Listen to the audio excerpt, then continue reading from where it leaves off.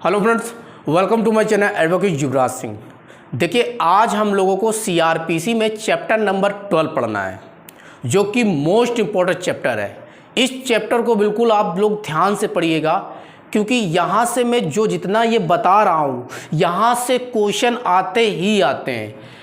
ये आप चाहे प्री का क्वेश्चन दें या प्री का भी और मेंस का भी, दोनों के यहाँ क्वेश्चन पूछे जाते हैं। एक सीआरपीसी का चैप्टर नंबर 5 जो गिरफ्तारी की बात करता है वो मोस्ट इम्पोर्टेंट होता है, और दूसरा जो चैप्टर नंबर ये 12 है, जो ये 12 है, ये मोस्ट इम्पोर्टेंट है। ये वेरी मोस्ट इम्पोर्टेंट है। यहाँ से क्वेश्चन आते ही आते हैं, तो इसको आप लोग बिल्कुल ध्यान से पढ़िएगा कि जो मैं बता रहा हूँ यहाँ से क्वेश्चन बनते ही बनते हैं। तो मैं स्टार्ट करता हूँ चैप्टर नंबर 12, जो बात कर रहा है पुलिस को इत्तला और अन्वेषण करने की शक्ति। यहाँ दो बातों पे ध्यान दीजिएगा। यहाँ दो बातें बोल रहा है कि पुलिस को इत्तला और अन्वेषण करने की शक्ति। यहाँ दो ये बात बोल रहा है। करने की शक्ति किसको प्राप्त है? पुलिस को प्राप्त है। इत्तला और अन्वेषण करने की शक्ति पुलिस को प्राप्त है। पुलिस को अन्वेषण और इत्तला करने की शक्ति किसको प्राप्त है? पुलिस को प्राप्त है। अब इत्तला की गई और अन्वेषण किया गया, किसको शक्ति प्राप्त है? पुलिस को प्राप्त है। यहां बात यह कर रहा है कि जो संज्ञेय मामलों में इत्तला, कैसे मामले? संज्ञेय मामलों में इत्तला, कैसी इत्तला? यहां देखिए, इस शब्दों में बिल्कुल जोर डालिएगा, यहां खुद उत्तर छुपा हुआ है। संज्ञेय मामलों में इत्तला, कैसी इत्तला? संज्ञेय मामलों में इत्तला, यानी संज्ञेय मामलों में इत्तला होगी। अब बात यह आती कि मामला क्या होता है। जो मामला की बात कर रहा है कि हम मामला पढ़ेंगे कि मामला क्या होते हैं। तो मामला हम जब पढ़ेंगे तो मामला दो प्रकार के होते हैं। एक होता है संज्ञेय अपराध, दूसरा होता है असंज्ञेय अपराध। संज्ञेय अपराध क्या होता है? संज्ञेय अपराध को सीआरपीसी के सेक्शन 2 के सी में डिफाइन किया गया है। संज्ञेय अपराध क्या होता है? संज्ञेय अपराध से ऐसा अपराध अभिप्रेत होता है जो पुलिस अधिकारी द्वारा बिना वारंट के किसी व्यक्ति को गिरफ्तार किया जा सकता है, वो संज्ञेय अपराध होते हैं। जबकि असंज्ञेय अपराध क्या होता है? असंज्ञेय अपराध, जो कि सीआरपीसी के सेक्शन 2 के एल में बताया गया है, वो होता है असंज्ञेय अपराध से ऐसा अपराध अभिप्रेत होता है जो पुलिस अधिकारी द्वारा बिना वारंट के किसी व्यक्ति को गिरफ्तार नहीं किया जाएगा। यहाँ वारंट की आवश्यकता होती है। और असंज्ञेय अपराध में ये जो 2 के एल में बता रहा है, ये असंज्ञेय अपराध होते हैं। इसके कुछ अपवाद दिए गए हैं। जैसे हमने बताया आपसे कि असंज्ञेय अपराध में पुलिस को बिना वारंट के किसी व्यक्ति को गिरफ्तार नहीं कर सकता है। इसका एक अपवाद दिया गया है, चाहे तो आप नोट कर सकते हैं, वो गिरफ्तारी से संबंधित है। जब हम लोग सीआरपीसी का सेक्शन जो पढ़ेंगे 42, तो वहाँ की कहा गया है कि पुलिस अधिकारी के समस्त उपस्थित कोई व्यक्ति असंज्ञेय अपराध करता है तो वहां पे वो व्यक्ति को पुलिस अधिकारी गिरफ्तार कर सकता है। वहां वारंट की आवश्यकता नहीं होती है। वहां बता रहा कि नाम, निवास स्थान अगर किसी व्यक्ति से वो पुलिस अधिकारी पूछता है और बताता नहीं है, तब भी वो व्यक्ति को गिरफ्तार कर सकता है। तो वहां बिना वारंट के व्यक्ति को गिरफ्तार कर सकता है। तो इसका एक ये अपवाद बताया गया था, तो ये मैंने आपको बता दिया। मैंने बताया मामला दो प्रकार के होते हैं। एक होता है संज्ञेय अपराध, दूसरा होता है असंज्ञेय अपराध। संज्ञेय अपराध को सीआरपीसी के सेक्शन 2 के सी में बताया गया है, जबकि असंज्ञेय अपराध को सीआरपीसी के सेक्शन 2 के एल में बताया गया है। संज्ञेय अपराध से ऐसा अपराध अभिप्रेत होता है जो पुलिस अधिकारी द्वारा बिना वारंट के किसी व्यक्ति को गिरफ्तार कर सकता है, यह संज्ञेय अपराध होता है। जबकि असंज्ञेय अपराध जो होता है वो पुलिस अधिकारी बिना वारंट के किसी व्यक्ति को गिरफ्तार नहीं करेगा। तो यहां हमने समझा। अब इसके बाद आता है अन्वेषण। यहां देखिए, इत्तला और अन्वेषण करने की शक्ति। अब अन्वेषण क्या होता है? तो अन्वेषण, ध्यान रखिएगा, पुलिस अधिकारी के द्वारा ही अन्वेषण किया जाएगा। यहां पे न्यायालय और मजिस्ट्रेट के द्वारा अन्वेषण नहीं किया जाता है। केवल पुलिस अधिकारी के द्वारा ही अन्वेषण किया जाएगा। और अन्वेषण का उद्देश्य क्या होता है? तो अन्वेषण का उद्देश्य होता है साक्ष्य को एकत्रित करना, यानी साक्ष्य को इकट्ठा करना, ये इसका उद्देश्य होता है। अब अन्वेषण का जो सीआरपीसी के सेक्शन में ये 2H में बताया गया है, अन्वेषण जो बताया गया है वो सीआरपीसी के सेक्शन 2H में बताया गया है, वो डिफिनेशन क्लॉज में बताया गया है। तो ये अन्वेषण होता है। हमने बताया मामला 2 प्रकार का मामला होता है, एक संज्ञेय होता है अपराध, दूसरा असंज्ञेय अपराध होता है। संज्ञेय अपराध क्या होता है वो 2C में बताया गया है, और संज्ञेय अपराध में पुलिस अधिकारी को बिना वारंट के किसी व्यक्ति को गिरफ्तार कर सकता है। जबकि हमने असंज्ञेय अपराध बताया, असंज्ञेय अपराध जो होता है वो पुलिस अधिकारी बिना वारंट के किसी व्यक्ति को गिरफ्तार नहीं करेगा जब तक वारंट नहीं लाएगा। वहां पे असंज्ञेय अपराध है वो 2L में बताया गया है सीआरपीसी के सेक्शन में। फिर हमने इसके बाद बताया कि जो अन्वेषण होता है वो सीआरपीसी के सेक्शन 2H में बताया गया है। अब अन्वेषण कौन करता है? वो पुलिस अधिकारी के द्वारा ही अन्वेषण किया जाएगा। अन्वेषण न तो न्यायालय के द्वारा न तो कोई मजिस्ट्रेट के द्वारा किया जाता है, केवल पुलिस अधिकारी के द्वारा ही किया जाएगा।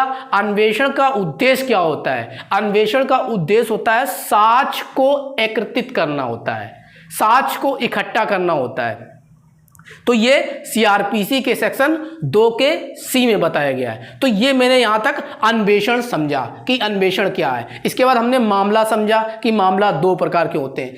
आप देखिए यहां पे क्या बोल रहा है कि संज्ञेय मामलों में इतला, जो सीआरपीसी का सेक्शन 154 की बात करता है कि संज्ञेय मामलों में इतला, जो कैसी मामला होगा? संज्ञेय मामलों में इतला। यानी आप लोग यहां पे एक बात ये याद रखिएगा कि एफआईआर हमेशा संज्ञेय मामलों में ही लिखी जाएगी।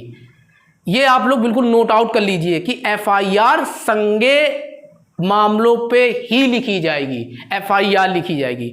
तो यहां पे संज्ञेय मामलों में एफआईआर लिखी जाएगी। अब एफआईआर की परिभाषा, आपसे प्रश्न ये पूछेगा कि एफआईआर की परिभाषा सीआरपीसी में कहां दी गई है? तो आप ये कहेंगे कि एफआईआर की परिभाषा पूरे सीआरपीसी में कहीं भी नहीं बताई गई है। ये जो मैं शब्द बोल रहा हूं इसको ध्यान से सुनिए और आप नोट आउट कर लीजिए, क्योंकि यहां से क्वेश्चन बनते हैं। आपसे क्वेश्चन पूछ लेगा कि एफआईआर की परिभाषा कहां दी गई है, तो आप ये कहेंगे एफआईआर की परिभाषा पूरे सीआरपीसी में कहीं भी नहीं बताई गई है। ये मत करिएगा कि 154 हम लगा दिए गए कि एफआईआर की परिभाषा 154 में दी गई है, ये गलत हो जाएगा आपका। तो ये यहां पे हो गया। अब बात इसमें ये आती है कि एफआईआर जो होता है, एफआईआर को और अन्य किस नाम से जानते हैं? तो एफआईआर को रपट इब्तिदाई के नाम से जानते हैं। एफआईआर जो होती है इसका ये उर्दू शब्द होता है कि रपट इब्तिदाई के नाम से जानते हैं। अब जो ये उर्दू शब्द है, ये यहां हो सकता है आपसे कोई क्वेश्चन पूछ दे कि एफआईआर को और अन्य किस नाम से जानते हैं, तो रपट इब्तिदाई के नाम से जानते हैं। ये एक उर्दू शब्द है, ये याद रखिएगा। इसके बाद ये आता है कि जैसे मान लो कोई व्यक्ति है, कोई व्यक्ति ऐसा है कि उसको कोई समान व्यक्ति है, उसने ना तो कोई लॉ किया ना कोई कानून जानता है ना उसको कुछ पता है। इसके बाद क्या होता है, कोई मामला मान लेते उसके अगेंस्ट कोई अपराध हो जाता है। अब वो व्यक्ति को कैसे मालूम होगा कि मामला संज्ञेय है या असंज्ञेय है? उस व्यक्ति को कैसे मालूम होगा? तो ये सीआरपीसी के फर्स्ट शेड्यूल में फर्स्ट अनुसूची में बताया गया है। वहां अपराधों का वर्गीकरण बता दिया गया है, यानी जो अपराध किस लेवल का होगा उसका पूरा विवरण दे दिया गया है कि मामला किस प्रकृति का है, संज्ञेय है या असंज्ञेय। तो वहां से पता चलता है कि मामला इनका कैसा है, वो फर्स्ट शेड्यूल से पता चलता है सीआरपीसी के। तो वो बात आप लोग याद रखिएगा। अब इसमें हमने ये कहा कि ये मान लीजिए कि कोई व्यक्ति है, वो मामला उसके अगेंस्ट संज्ञेय अपराध हो गया। वो व्यक्ति क्या करता है, जिस व्यक्ति के अगेंस्ट संज्ञेय अपराध हुआ है वो व्यक्ति दूसरे व्यक्ति के विरुद्ध थाने में जाता है एफआईआर लिखाने। तो वहां थाने की सूचना किसको देगा? प्रश्न ये बनता है कि थाने की सूचना किसको देगा, संज्ञेय अपराध की, तो वहां थाने की सूचना थाने के भार साधक अधिकारी को देगा। ये प्रश्न बनता है कि सूचना थाने के भार साधक अधिकारी को देगा। अब वो सूचना कैसी होगी, वो सूचना या तो लिखित होगी या तो मौखिक होगी।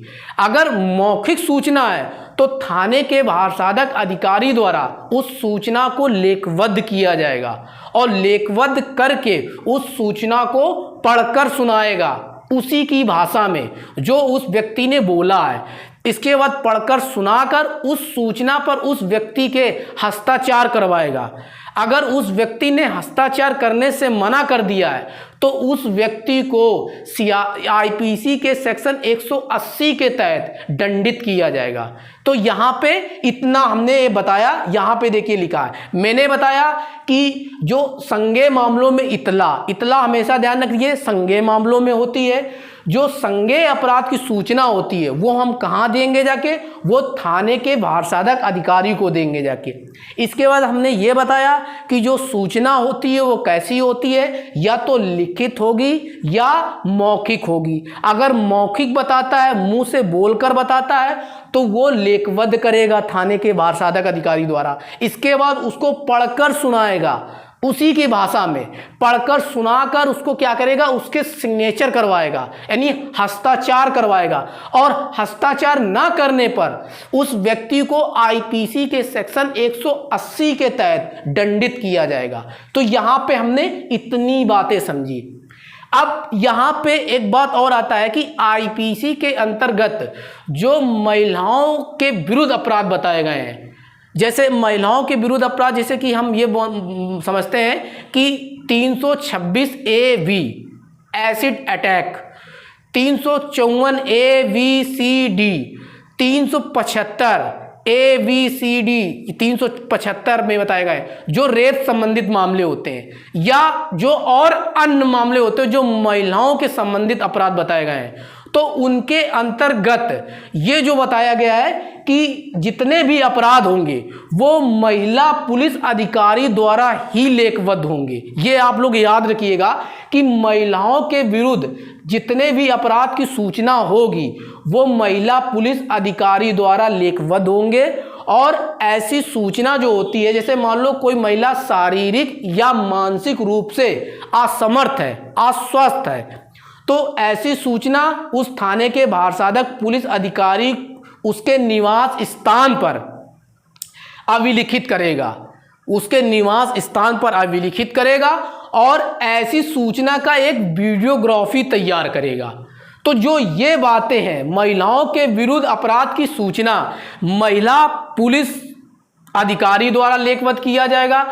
ऐसी सूचना जो महिला असमर्थ है जाने में थाने में, तो शारीरिक या मानसिक रूप से असमर्थ है, तो ऐसी सूचना पुलिस अधिकारी द्वारा उसके निवास स्थान पर लेखबद्ध किया जाएगा और उसकी सूचना का वीडियोग्राफी तैयार किया जाएगा। तो ये जो जोड़ा गया था, ये महिलाओं के विरुद्ध अपराध से लेकर जो यहाँ से वीडियोग्राफी तैयार करेगा, ये 2013 में जोड़ा गया था परंतुक में। सीआरपीसी का सेक्शन 154 का सब क्लॉज 1 जो परंतुक है, यहाँ परंतुक की बात कर रहा है, ये 2013 में जोड़ा गया था। ये तो ये याद रखिएगा। यहाँ कभी कभी पूछ देता है कि सीआरपीसी का जो 154 का सब क्लॉज 1 क्या बात करता है, तो 1 ये बात करता है कि महिलाओं के विरुद्ध अपराध, जैसे आईपीसी के अंतर्गत जो हमने बताया अभी अपराध होते हैं, जैसे मान लो 326 AB, 354 ABCD, 375 या अन्य जो रेप संबंधित मामले होते हैं, ये जितने भी अन्य मामले होते हैं, ये सब महिलाओं के विरुद्ध जितने भी मामले होंगे वो महिला पुलिस अधिकारी द्वारा ही लेखबद्ध किए जाएंगे। और यदि कोई महिला शारीरिक या मानसिक रूप से असमर्थ है थाने जाने में, तो उस सूचना पुलिस अधिकारी उसके निवास स्थान पर लेखबद्ध करेगा और ऐसी सूचना का वीडियोग्राफी तैयार करेगा। ये कहाँ जोड़ा गया था? ये सीआरपीसी के सेक्शन 154 के सब क्लॉज 1 के अंतर्गत परंतुक में जोड़ा गया था, 2013 में जोड़ा गया था। ये याद रखिएगा कब जोड़ा गया था, 2013 में जोड़ा गया था।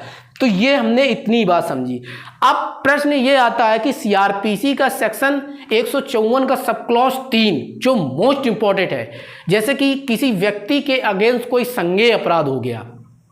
संज्ञेय अपराध में क्या होता है कि कभी कभी पुलिस वाले जो होते हैं वो एफआईआर लिखने से मना कर देते हैं, एफआईआर नहीं लिखते हैं। अक्सर होता है ऐसे, एफआईआर लिखने से मना कर देते हैं, वापस कर देते हैं, इनकार कर देते हैं कि चलिए मैं एफआईआर नहीं लिखूंगा। तो वहां पे क्या करना होता है, वहां पे सूचना दर्ज ना करने पर ऐसी सूचना, कैसी सूचना, संज्ञेय अपराध की सूचना, ऐसी सूचना लिखित रूप पर जो रजिस्टर्ड डाक के माध्यम से जो पुलिस अधीक्षक होता है उसके पास भेजेंगे, और उसके पास जब भेजेंगे, जो एसपी होता है उसके पास भेजेंगे, वो क्या करेगा, अन्वेषण करने का निर्देश देगा। या तो या स्वयं वो अन्वेषण करेगा या किसी पुलिस अधिकारी को आदेश देगा अन्वेषण करने के लिए, तो एसपी के पास जाएंगे। अब यहां पे एक बात ये आती है कि कभी कभार एसपी भी मना कर देते हैं, वो भी एफआईआर लिखने से मना कर देते हैं, उनके पास भी किसी परिस्थितियों के कारणवश वो भी कहीं बिजी होते हैं, वो भी नहीं लिखते हैं। तब क्या करना पड़ेगा, तब हम क्या करते हैं कि मजिस्ट्रेट के पास जाते हैं, और मजिस्ट्रेट के पास जाएंगे तो वो सीआरपीसी की धारा जो 156 सब क्लॉज 3 के अंतर्गत जो मजिस्ट्रेट के पास जाएंगे, और जो मजिस्ट्रेट यहाँ जो संज्ञान लेते हैं वो अपराध के पूर्व संज्ञान लेंगे। यहां एक क्वेश्चन आप याद रखिएगा कि यहां अपराध के पूर्व संज्ञान लेंगे, ऐसा नहीं है कि वो अपराध लेने के बाद संज्ञान ले, अपराध लेने के पूर्व संज्ञान लेंगे। जो मैं बोल रहा हूं इसको नोट आउट कर लीजिएगा, अपराध के पूर्व संज्ञान लेंगे। ये सीआरपीसी का सेक्शन 156 सब क्लॉज 3 के अंतर्गत। तो यहां पे ये बता रहा है। अब यहां पे हमने 3 चीजें आपको बताई कि जैसे एक बार और उसको समझ लेते हैं। हमने आपसे ये बताया कि जैसे कि किसी व्यक्ति के अगेंस्ट कोई संज्ञेय अपराध हो गया, वो व्यक्ति क्या करता है कि थाने के भारसाधक अधिकारी को वो संज्ञेय अपराध की सूचना देगा। वो सूचना कैसी हो सकती है, या तो लिखित हो सकती है या तो मौखिक हो सकती है। अगर मौखिक है तो वो सूचना उस व्यक्ति को बोलकर, यानी उसको बोलेगा और उस सूचना को थाने के भारसाधक अधिकारी द्वारा लेखबद्ध किया जाएगा, और सूचना को लेखबद्ध करके उसी की भाषा में उसको लेखबद्ध किया करेगा और उसको पढ़कर सुनाएगा। अब उसको पढ़कर सुनाकर उस व्यक्ति के हस्ताक्षर करवाएगा। अब उसके सिग्नेचर अगर वो व्यक्ति करने से इनकार करता है, मना करता है, तो आईपीसी के सेक्शन 180 के तहत उस व्यक्ति को दंडित किया जाएगा। यहां ये बताया। जब जैसे कि अगर वो लिखित देता है एप्लीकेशन तो उसमें तो कोई बात ही नहीं है, जब वो मौखिक देता है तब बता रहा है कि उसमें आईपीसी के सेक्शन 180 के तहत दंडित किया करेगा, जब वो सिग्नेचर करने से इनकार करता है। फिर हमने बताया कि जितने भी आईपीसी के अंतर्गत महिलाओं के विरुद्ध अपराध बताए गए हैं, तो वो अपराध जैसे मैंने बताया 326 ए बी और 354 का ए बी सी डी, 375 या और अन्य रेप संबंधित जितने भी मामले होते हैं, इनके विरुद्ध जितने भी आईपीसी में महिलाओं के संबंधित अपराध बताए गए हैं, वो उनके विरुद्ध अगर कोई अपराध होता है तो महिला पुलिस अधिकारी द्वारा ही लेखबद्ध किया जाएगा। फिर हमने बताया यदि शारीरिक या मानसिक रूप से कोई महिला असमर्थ है, अस्वस्थ है, थाने में नहीं पहुंच सकती है, तो जो अपराध की सूचना जो थाने का भारसाधक पुलिस अधिकारी होता है उसके निवास स्थान पर अभिलिखित करेगा, और ऐसी सूचना का वीडियोग्राफी द्वारा उसको तैयार करेगा। तो ये बातें जो है ये कब जोड़ी गई थी, ये सीआरपीसी के सेक्शन 154 के सब क्लॉज 1 के तहत परंतुक में जोड़ी गई थी, जो 2013 में ये शब्द जोड़े गए थे। तो ये हमने बताया। इसके बाद सीआरपीसी का सेक्शन 154 का सब क्लॉज 3 आता है, जो वेरी मोस्ट इंपॉर्टेंट है। यहां यह बात करता है कि यदि किसी व्यक्ति के अगेंस्ट संज्ञेय अपराध हो जाता है और संज्ञेय अपराध में वो व्यक्ति को के पास कोई वो थाने के भारसाधक अधिकारी के बाद वो सूचना लेके जाता है, उसकी एफआईआर नहीं दर्ज की जाती है, तब क्या किया जाएगा, तब रजिस्टर्ड या डाक के माध्यम से लिखित रूप से वो एसपी जो पुलिस अधीक्षक के पास वो व्यक्ति भेजेगा। अगर पुलिस अधीक्षक वो अपराध का संज्ञान ले लेता है, यानी वो अन्वेषण करने का या तो स्वयं आदेश करेगा या तो वो अन्वेषण स्वयं करेगा। अगर किसी कारणवश वो भी मना कर देता है, किसी परिस्थितियों के कारण वो भी नहीं वो करता है, तो वो क्या होगा, हम लोग आदेश मजिस्ट्रेट के पास जाएंगे। मजिस्ट्रेट आदेश करेगा सीआरपीसी का सेक्शन 156 सब क्लॉज 3 के अंतर्गत, और यहाँ 156(3) के जो आदेश मजिस्ट्रेट करता है वहाँ अपराध के पूर्व संज्ञान लेता है, यहाँ अपराध के पूर्व आदेश करता है। ये बात आप याद रखिएगा।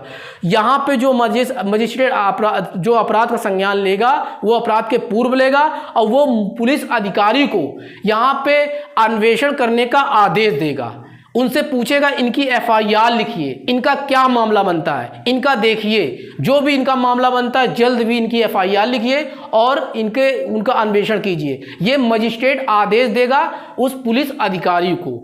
तो ये 156(3) के तहत ये बताया गया है मजिस्ट्रेट का। ये मोस्ट इंपॉर्टेंट है। यहाँ 3 चीजें मैंने बताई, एक थाने के भार साधक अधिकारी द्वारा, और दूसरा एसपी के माध्यम से। अगर एसपी भी नहीं लिखता है तब हम मजिस्ट्रेट के पास जाएंगे 156(3) के तहत। तो मजिस्ट्रेट जो होता है 156(3) के अंतर्गत जो आदेश देगा वो अपराध जो होता है संज्ञान लेने के पूर्व जब वो आदेश देता है। तो यहाँ पे 156(3) हमने बताया। अब हमने एफआईआर के बारे में इतना पूरा ये अच्छे से समझ लिया। अब इसमें एफआईआर में 2 केस मोस्ट इंपॉर्टेंट है जो आपको पढ़ने ही पढ़ने हैं। इस केस में ये केस आया था ललिता कुमारी वर्सेस उत्तर प्रदेश राज्य, 2014 का मामला था।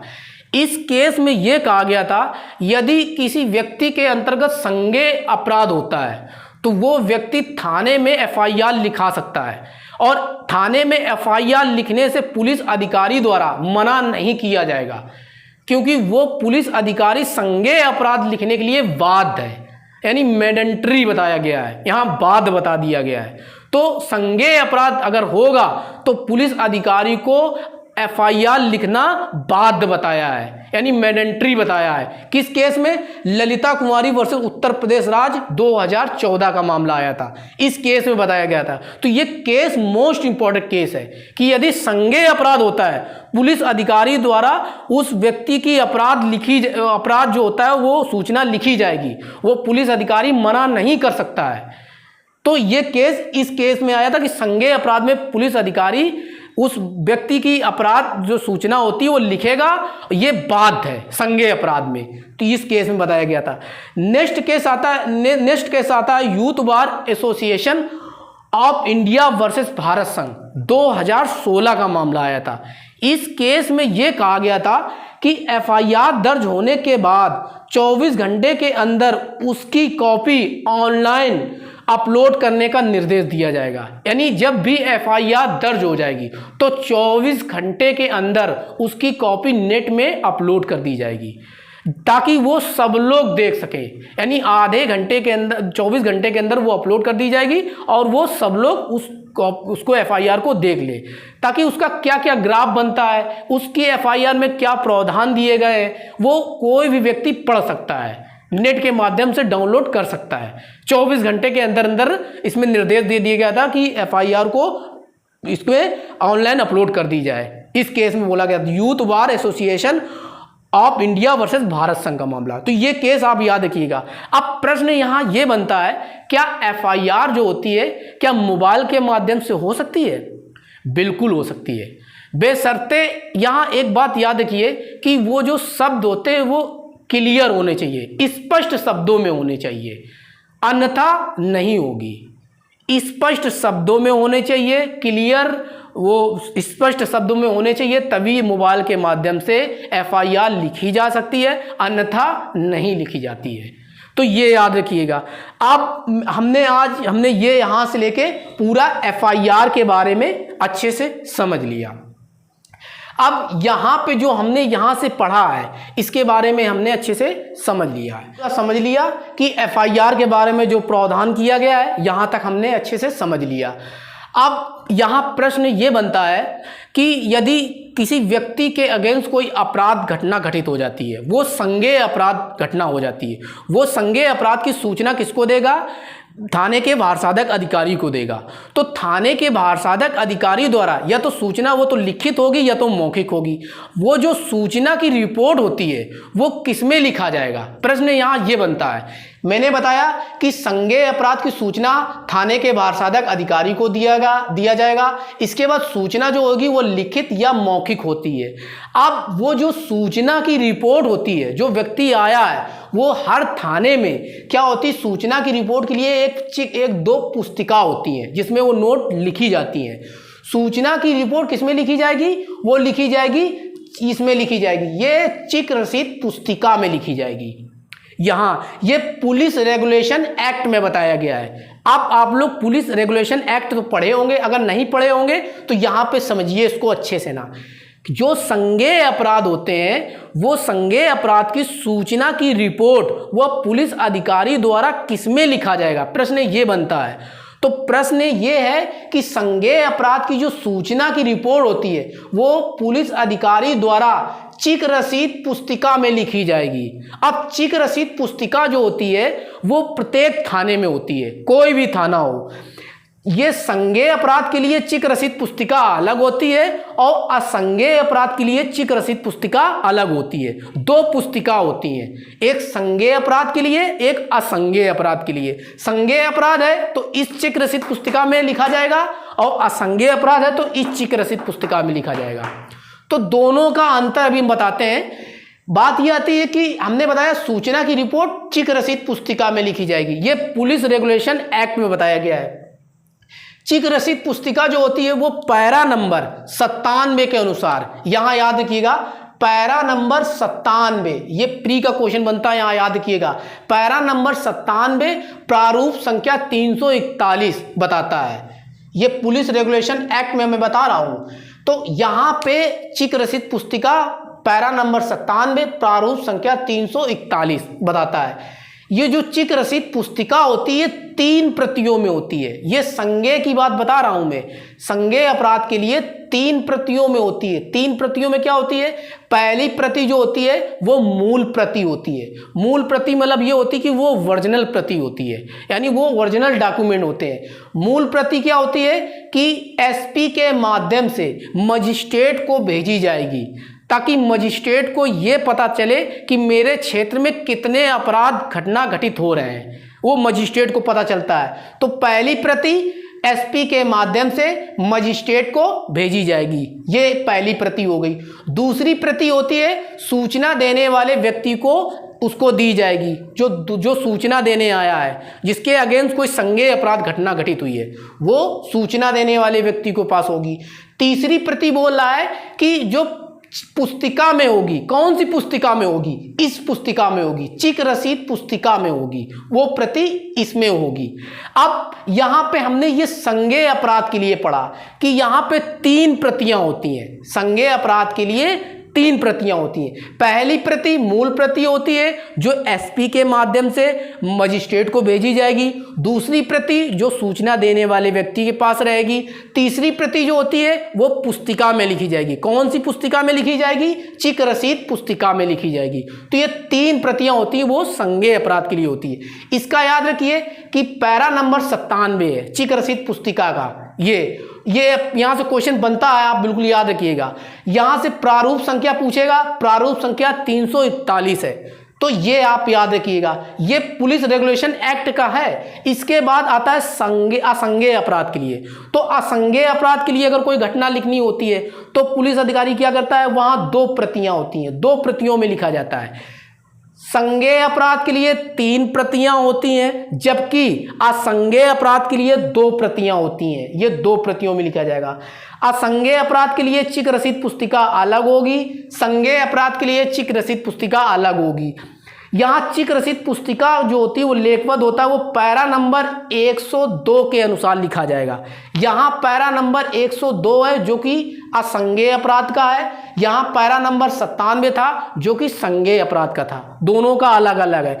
यहाँ प्रारूप संख्या 347 है असंज्ञेय अपराध का, जबकि संज्ञेय अपराध का प्रारूप संख्या 341 है। तो ये अलग अलग है, बिल्कुल अच्छे से बिल्कुल पढ़िएगा।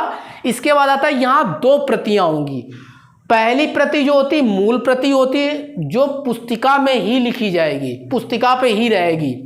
दूसरी प्रति जो होती है वो सूचना दाता के पास होगी। ये दूसरी प्रति जो होगी वो सूचना दाता के पास रहेगी। हमने यहाँ इतना बता दिया, दोनों का अंतर भी बता दिया कि जो चिक रसित पुस्तिका होती है वो दो होती है, एक संज्ञेय होती है और एक असंज्ञेय के लिए होती है। संज्ञेय अपराध होता है तो 3 प्रतियां होती हैं और असंज्ञेय अपराध होता है तो 2 प्रतियां होती हैं। संज्ञेय अपराध के लिए मैंने बताया कि एसपी के माध्यम से मजिस्ट्रेट को भेजी जाती है, जबकि असंज्ञेय अपराध में मजिस्ट्रेट को नहीं भेजी जाती है। अंतर बस सिर्फ इतना है, यहाँ मजिस्ट्रेट को नहीं भेजी जाती है। तो यहाँ पे 2 प्रतियां होती, यहाँ पे 3 प्रतियां होती। तो इतना आप लोग याद रखिएगा। तो इतना ये है, इतना है। इसके बाद ये आता है कि पैरा नंबर 99 के अंतर्गत जो ही रिपोर्ट पुस्तिका में लिखी गई है तो ही उसका सार यानी उसका संक्षिप्त रूप कहाँ लिखा जाएगा, उसका जीडी में लिखा जाएगा, यानी जनरल डायरी पे लिखा जाएगा। जनरल डायरी को ही बोलते हैं रोजनामांचा या पुलिस डायरी या दैनिक डायरी या जनरल डायरी के नाम से संबोधित करते हैं। ये एक ही नाम से बोलते हैं, या जनरल डायरी बोल लो, रोजनामांचा बोल लो, या पुलिस डायरी बोल लो, या जो दैनिक डायरी बोल लो। ये चारों नाम एक ही को बोलते हैं, जिसको बोलते हैं जनरल डायरी बोलते हैं, जीडी बोलते हैं।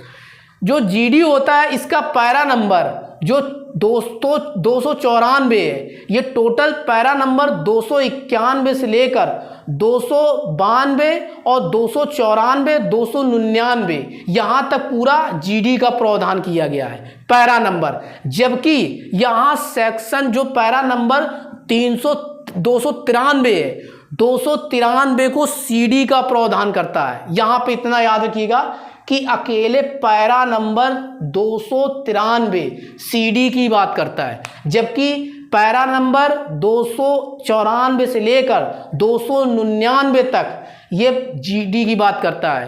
और सीडी का एक है जो पैरा नंबर 293 बात करता है। इतना याद रखिएगा। जीडी का फॉर्म नंबर 217 होता है, ये याद रखिएगा 217। जीडी की जो धारा बताई गई है कि कौन से धारा में जीडी है, वो धारा 44 में बताई गई है, ये याद रखिएगा। यहाँ सीआरपीसी की धारा मत समझिएगा, ये जीडी की धारा है, ये पुलिस रेगुलेशन एक्ट की धारा बता रहा हूँ मैं। तो इतना ये बताया गया। अब प्रश्न यहाँ ये बनता है, जो जीडी होता है ये 2 प्रतियों में होता है। कितने प्रतियों में होता है? 2 प्रतियों में होता है। तो ये पुलिस रेगुलेशन एक्ट था, इसको मैंने बता दिया कि ये इधर संज्ञेय अपराध के लिए होता है, ये असंज्ञेय अपराध के लिए होता है। इसके पैरा नंबर अलग होते हैं और जीडी क्या होती है, सीडी क्या होती है, ये हमने समझा दिया। अब यहाँ प्रश्न ये बनता है, क्या एफआईआर जो व्यक्ति दर्ज करता है क्या डाइन डिक्लेरेशन बन सकता है, यानी डाइन डिक्लेरेशन के अंतर्गत आ सकता है कि अगर व्यक्ति ने एफआईआर दर्ज किया और उसकी वहाँ तुरंत मृत्यु हो गई तो वो डाइन डिक्लेरेशन के अंतर्गत आ सकता है? बिल्कुल आएगा, क्योंकि व्यक्ति की मृत्यु अगर हो गई एफआईआर लिखने के बाद तो तुरंत डाइन डिक्लेरेशन के अंतर्गत आ जाता है। एक यहाँ प्रश्न ये बनता है कि जैसे हमने ये कहा कि मान लीजिए कि ये एफआईआर है, एफआईआर, यहाँ क्या होता है कि मान लीजिए कि डाइन डिक्लेरेशन जो बता रहा है वो सेक्शन 32 के सब क्लॉज 1 के अंतर्गत, जो हम लोग इंडियन एविडेंस एक्ट 1872 के अंतर्गत पढ़ेंगे। इसके बाद ये बता रहा है कि जो सेक्शन ये आईपीसी उसका है, इंडियन एविडेंस एक्ट का सेक्शन 145 के अंतर्गत जो बता रहा न्यायालय में उपस्थित होने के लिए, न्यायालय में उपस्थित होने के लिए जो उसका खंडन कर सकता है, यानी खंडन कर सकता है, वो एफआईआर को खंडन कर सकता है। ये सेक्शन 145 जो इंडियन एविडेंस एक्ट के अनुसार बताया गया है। इसके बाद आता है जो इंडियन एविडेंस एक्ट 1872 का जो उसका सेक्शन है उसका इंडियन एविडेंस एक्ट का सेक्शन 157, वहाँ बता रहा है कि जो सेक्शन है यहाँ पे जो पुलिस ये सेक्शन है इसका संपुष्टि के लिए एफआईआर के लिए वो हो सकता है, संपुष्टि के लिए एफआईआर को वो दावा किया जा सकता है, इसमें बताया गया है ये सेक्शन 157 में, ये इंडियन एविडेंस एक्ट में। तो तीनों सेक्शन याद रखिएगा, ये तीनों सेक्शन यहाँ तक इतने बताए गए। अब यहाँ पे एक बात और समझने वाली है कि जैसे कि हमने आपसे ये बताया कि जैसे कि ये मामला दो प्रकार के होते हैं, एक होता है संज्ञेय अपराध और एक होता है असंज्ञेय अपराध। अब संज्ञेय अपराध में क्या होता है, जो सीआरपीसी का सेक्शन 154 है इसके अंतर्गत क्या एफआईआर लिखी जाती है, जबकि असंज्ञेय अपराध में सीआरपीसी का सेक्शन 155 के अंतर्गत जो एनसीआर लिखी जाती है, यानी नॉन कॉन्जेबल रिपोर्ट लिखी जाती है। एफआईआर का मतलब होता है फर्स्ट इंफॉर्मेशन रिपोर्ट, तो ये यहाँ इसके अनुसार लिखी जाएगी। तो आज हम लोगों ने एफआईआर के बारे में अच्छे से समझ लिया। आई होप आप लोगों को मेरा ये लेक्चर समझ में आया होगा। अगर समझ में आया तो मेरी मेहनत को देखते हुए प्लीज़ लाइक एंड सब्सक्राइब करिए मेरा चैनल, और मुझे बिल्कुल कमेंट करिए कि मेरा ये लेक्चर कैसा लगा। और जल्द एक वीडियो और बनाऊंगा जो आपको लोगों को ज़रूर मिलूंगा। तब तक के लिए थैंक यू।